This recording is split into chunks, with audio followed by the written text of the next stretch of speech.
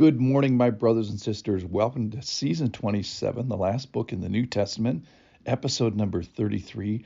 We're going to start Revelation chapter number 7 today. Today's title is, But What About Believers? So chapter 6 ends with, And who can stand? We're going to kind of find out the answer to that. The short answer is nobody, who's not sealed.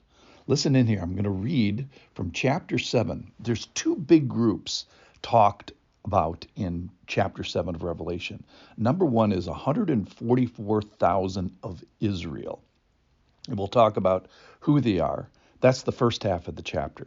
The second half of the chapter is this, quote, great multitude. And that group of people is from every nation, from all tribes, all peoples, all language, who are standing before the throne and worshiping. So I'm going to do basically the first half today and talk about this Israel group of people. This is 7:1. After this, I saw four angels standing at the four corners of the earth, four compass points, holding back the four winds of the earth, that no wind might blow on the earth or sea or against any tree. So these are, pause here, these are the judgments that are going to come. This is the wrath of God, which is this wind of destruction that's going to come. And there's this little timeout here in chapter 7. Verse 2, Then I saw another angel ascending from the rising of the sun from the east with a seal of the living God sealed. So pay attention to the seal. With the seal of the living God. And he called with a loud voice to the four angels who had been given power to harm the earth and the sea, saying, Do not harm the earth or the sea or the trees until we have sealed the servants of our God on their foreheads. And I heard the number of the sealed, 144,000, sealed from every tribe of the sons of Israel. And then he's going to describe those tribes. 12,000 from the tribe of Judah were sealed, 12,000 from the tribe of Reuben, 12,000 from the tribe of Gad, 12,000 from the tribe of Asher, 12,000 from the tribe of Naphtali, 12,000 from the tribe of Manasseh, 12,000 from the tribe of Simeon, 12,000 from the tribe of Levi, 12,000 from the tribe of Issachar, 12,000 from the tribe of Zebulun, 12,000 from the tribe of Joseph, 12,000 from the tribe of Benjamin were sealed. And then just let me read verse 9. This is from the second half, which we're going to talk more about tomorrow.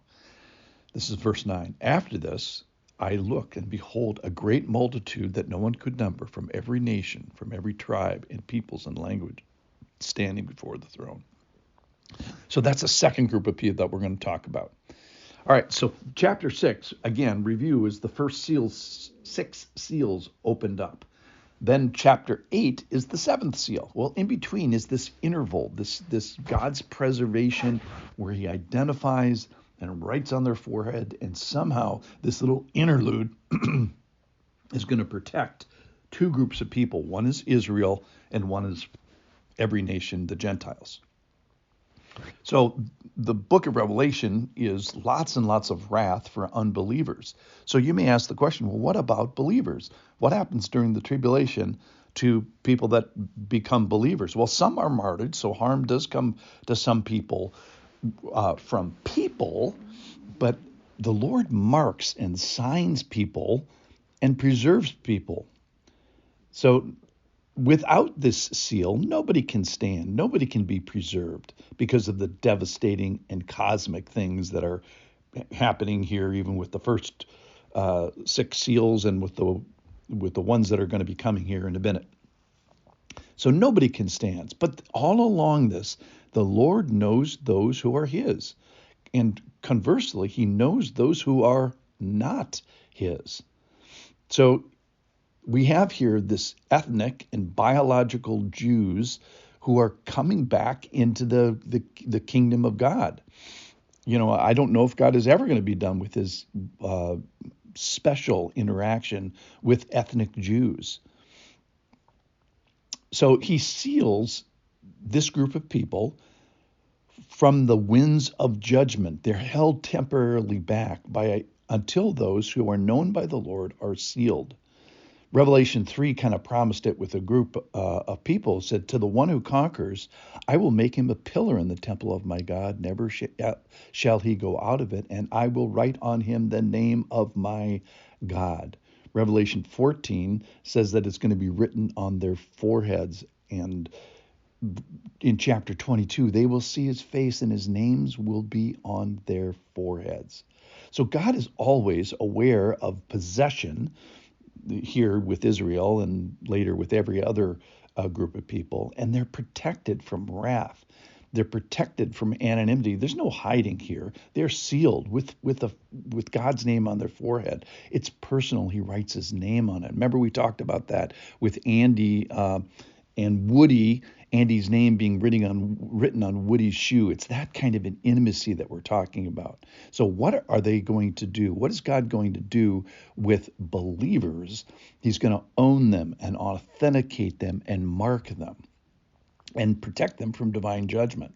So these 12 tribes are not exactly Jacob's sons, because a couple tribes are omitted. They're not exactly the ones that inherited the land, because Levi is included.